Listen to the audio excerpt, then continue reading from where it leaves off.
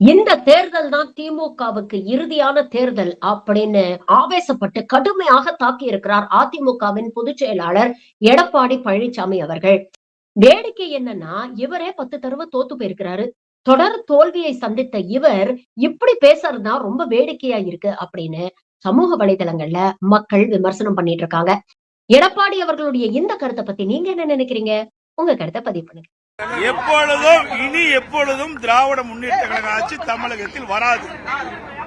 இந்த தேர்தலோட இறுதி தேர்தல் திமுக கொடுக்கப்பட்ட வாக்குறுதி 2021 சட்டமன்ற பொதுத் தேர்தல் போது திமுக அறிவிக்கப்பட்ட தேர்தல் அறிக்கையில் 4 ஒரு பங்கு தேர்தல் அறிக்கை கூட நிறைவேற்றப்படவில்லை. எல்லா தரப்பு மக்களும் போராட்டத்தில் இறங்கிவிட்டார்கள்.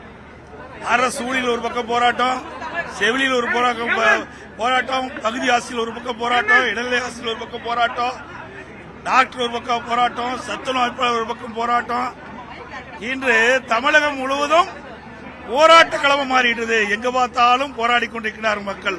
அந்த அளவுக்கு மக்களுடைய வெறுப்பை சம்பாதித்த அரசு திமுக அரசு. அதனால் இந்த தேர்தலோடு மக்கள் திமுகவுக்கு விடை கொடுத்து விடுவார்கள்.